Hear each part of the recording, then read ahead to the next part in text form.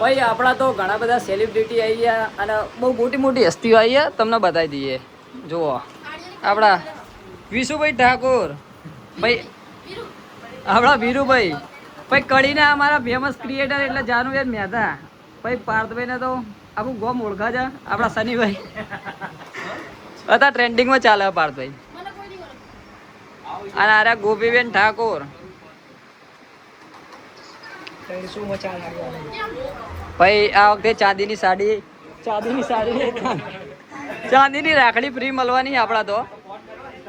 આવી જજો લક્ષ્મણજી જુઓ.